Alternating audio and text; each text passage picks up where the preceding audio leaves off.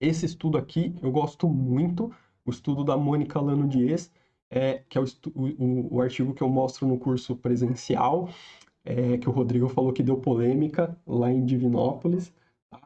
É, ele é um estudo muito bacana para a gente entender a dinâmica da mobilização passiva. Então vamos ver aqui o que ela fez. Ela pegou 7 pacientes que estavam em ventilação mecânica mais sedação, ou seja, os caras estavam sedados, sem movimentação ativa, e aí ela fez mobilização passiva do tornozelo. 30 graus de flexão plantar, 25 graus de dorse, numa velocidade de 150 graus por minuto. E aí, o paciente era controle dele mesmo. O que quer dizer isso? Que ela mobilizava um tornozelo, mas o outro tornozelo ficava lá paradinho. E depois ela comparava o tornozelo que foi mobilizado com o tornozelo que não foi mobilizado. Tá? O que ela viu? O lado que era mobilizado, ó, loaded, né? Então o lado que foi mobilizado preservou mais a força quando comparado com o lado que ficou parado, sem ser mobilizado. Tá? Então a mobilização passiva do tornozelo diminuiu, né, preservou a força, diminuiu a perda de força, né, preservou a força comparado ao lado que não foi mobilizado. O lado que não foi mobilizado apresentou uma menor força no fim do estudo. Com relação à massa muscular, ela avaliou a área de secção transversa, né, do músculo, né, do tibial anterior desses pacientes, e ela viu que não teve diferença. Tanto o lado mobilizado quanto o lado não mobilizado perderam massa muscular, tá? Então, conclusão do estudo. Os pacientes não, tanto o lado mobilizado quanto o lado que ficou parado, perderam a mesma quantidade de massa muscular, em torno de 20% de massa em 10 dias, mas o lado que foi mobilizado preservou mais a força comparado ao lado que não foi mobilizado. Aí eu faço a pergunta para vocês. E aí, foi bom a mobilização passiva? A mobilização passiva ajudou esses pacientes? 5 segundos para vocês responderem isso aí para mim. 1, 2, 3, 4, 5. Até tomei uma aguinha aqui para dar um pouquinho mais de tempo para vocês responderem.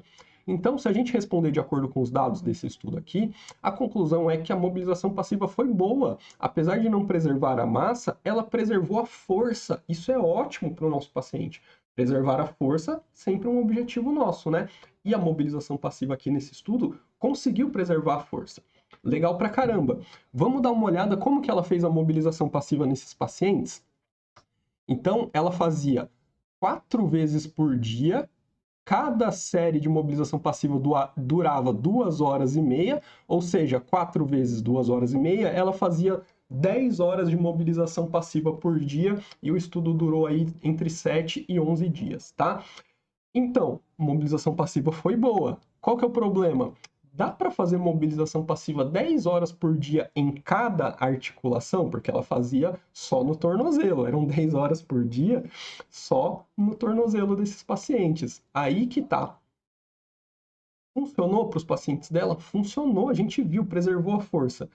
Só que o modo como é feito não é reprodutível. Como que você vai reproduzir 10 horas de mobilização passiva na sua prática clínica, lá na beira do leito, com 10 leitos de UTI para você cuidar? Como que você vai mobilizar 10 horas cada articulação, né? Como que ela fazia aqui nesse estudo? Ela usava um CPM, óbvio, né? CPM, para quem não sabe, é o Continuous Passive Movement, que é uma máquina que faz mobilização passiva de determinada articulação. Tem para tornozelo, tem para joelho, né, que faz tríplice flexão, tem para membro superior. Então tinha uma máquina fazendo isso que era instalada no paciente 4 vezes por dia e ficava 2 horas e meia em cada vez que era instalada, né? A Tade, ela falou aqui, e haja braço, exatamente, mas ela não fazia no braço, né? Porque no braço é óbvio que é impossível.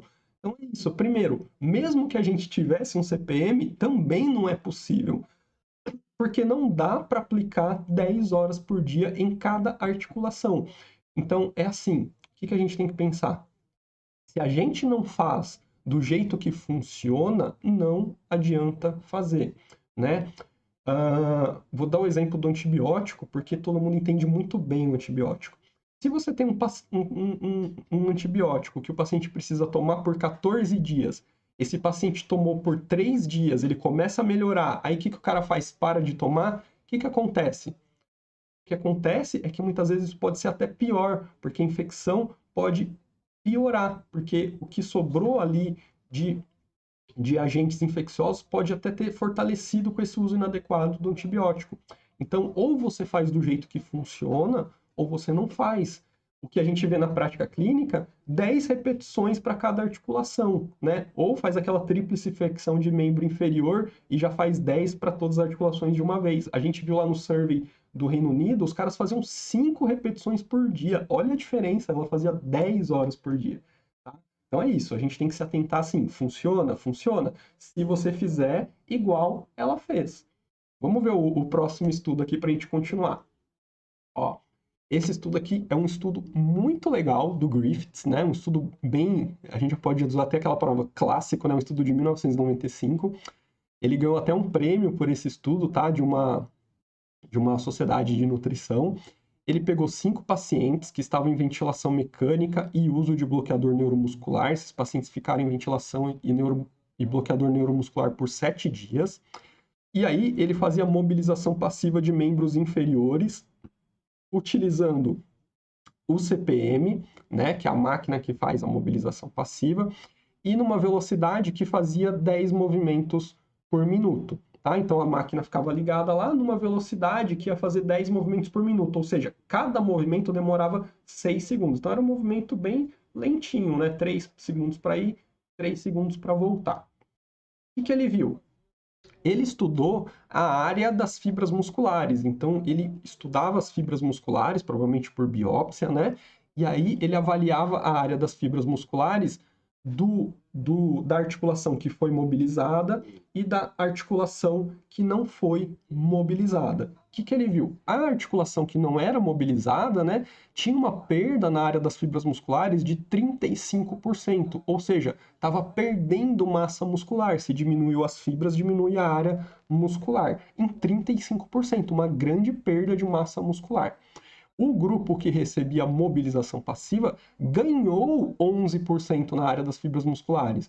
Ou seja, foi bom a mobilização passiva, ajudou não foi nem que preservou, ajudou a ganhar massa muscular. Olha que legal, a gente achou uma intervenção que ajuda a ganhar massa muscular. E, surpreendentemente, essa intervenção é a mobilização passiva. Muito louco isso, né? Porque hoje, no hospital, a gente fala que todos os pacientes vão perder massa. O que muda é se vai perder mais ou menos. A gente tenta fazer com que ele perca o menos possível.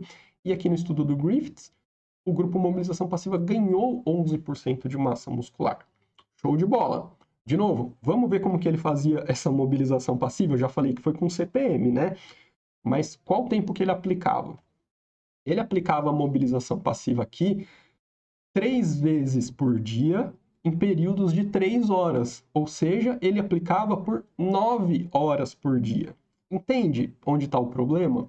Talvez a mobilização passiva funcione, talvez ela funcione, só que tem que ser aplicada por horas para a gente poder ver esse resultado na massa muscular ou na força, né? Engraçado que aqui no estudo do Griffiths ele viu que preservou a massa e o estudo da Mônica viu que preservou a força. Então, muito legal esses achados dele. Só que uma fez 10 horas e o outro fez 9 horas de mobilização passiva. E o que a gente vê aí na realidade é pessoas que fazem 10 repetições por articulação. É isso, né? A gente vê, o dia a dia é isso. As pessoas fazem aquela velha sériezinha de 10.